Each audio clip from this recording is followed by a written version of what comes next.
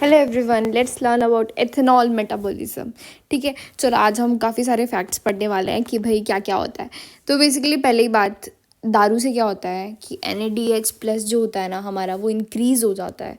तो उसका रेशियो जो है ना वो कम हो जाता है। तो बेसिकली ये क्या करेगा, हमारे TCA साइकिल को नहीं होने देगा, राइट।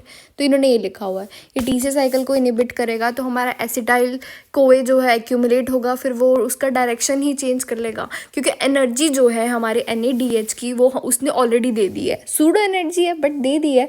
तो अब क्या होगा कि फैटी एसिड सिंथेसिस इंक्रीज होने के कारण हमारा फैटी लीवर हो जाता है। एंड खास बात, फीमेल, देखो फेमिनिज्म की बात नहीं है बट फीमेल को दारू एक्चुअली कम पचती है। There is a reason for it.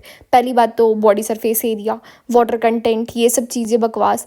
And उसके साथ साथ हमारा जो अल्कोहल डिहाइड्रोजिनेज होता है ना, वो भी फीमेल के अंदर ना कम होता है, तो उसकी पाचन भी कम होगी। ठीक है, तो they are more prone for this steatosis, like hepatic के अंदर फैटी लीवर करने को। ठीक है, एंड हमारा खास बात ये है कि जो अल्कोहल डिहाइड्रोजिनेज होता है ना वो ज़ीरो काइनेटिक ऑर्डर करता है। एंड एथेनॉल मेटाबॉलिज्म इंक्रीज होने पे अब हमारे क्या क्या फीचर्स होंगे। ठीक है, तो हम इसको स्क्वीज़ करते हैं एंड फिर पढ़ते हैं।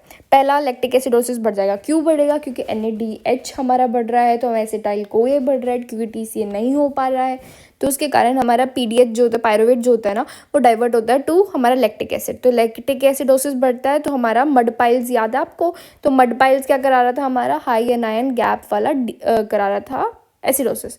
ठीक है, नेक्स्ट पढ़ते हैं हम फास्टिंग हाइपोग्लाइसीमिया।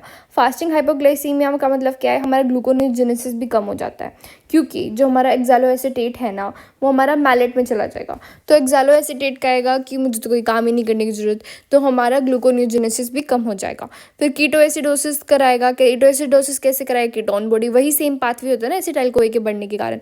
एंड स्टीएटोसिस का एक रीज़न तो आपको मैंने बता दिया कि एसिटाइल कोए बढ़ेगा तो फैटी एसिड जाएगा, but there is also the promotion for the DHAP का बढ़ना।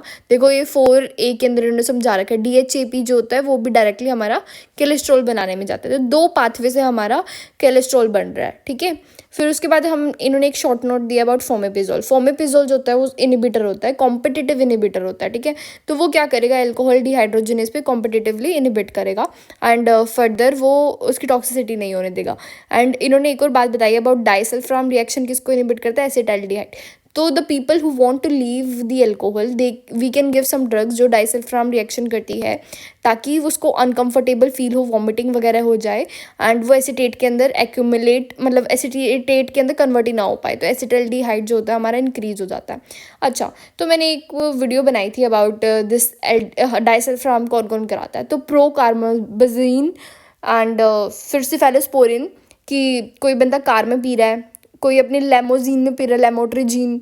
ठीक है, एंड फिर उसके बाद गुस्से में पी रहा है, ग्लिसोफिल्विन, या फिर उसका दिमाग खराब हो गया इसलिए पी रहा है हमारा सिफेलोस्पोरिन एंड सल्फोनाइल यूरिया, कि उसको बहुत सारी यूरिन आ रहा है पीने के बाद। ठीक है, अब हम इसके ऊपर ध्यान देते हैं, तो हम रिवाइज करते हैं एक एक करके सारी चीज़ें। अल्कोहल डिहाइड्रोजिनेज को कौन इनिबिट कर रहा है? फोमेपिजोल, ये हमारा कम होता है फीमेल में, जीरो ऑर्डर काइनेटिक। और ये हमारा डाइसल्फाम जो हो गया वो एसिटाइलडिहाइड डिहाइड्रोजिनेज। उसके बाद हम इसके सारे स्टेप देखते हैं। हमारा NADH भरा हुआ है तो हमारा एसिटाइल कोए बढ़ जाएगा, क्योंकि TCA इनिबिट हो जाएगा। और ऊपर से जो इनिबिट हुआ है तो ठीक है, हमारा ये जो ऑक्सैलोएसिटेट है ना वो भी हमारा फर्दर मैलेट के अंदर शटल कर रहा है। ठीक है, फिर उसके बाद हमारा पायरुवेट लैक्टिक एसिड बनाएगा एंड एसिटाइल कोए हमारा ketone bodies and fatty acid दोनों बढ़ाएगा। अलॉन्ग विद दैट हमारा DHAP ढाप इंक्रीज हो जाएगा। ढाप के इंक्रीज होने से क्या होगा? फिर से कोलेस्ट्रॉल ज़्यादा बनेगा। ठीक है, काफ़ी ईजी नया कंसेप्ट था। ओके, एंड यूरिक एसिड को भी प्रमोट करता है ये सब चीज़ें। ओके, यूरिक एसिड भी हमारा बढ़ जाएगा। तो there is a high link between जो जिनको गठिया बाप बोलते हैं, जिसको हम गाउटी बोलते हैं, gouty and chronic alcoholics. Okay, thank you.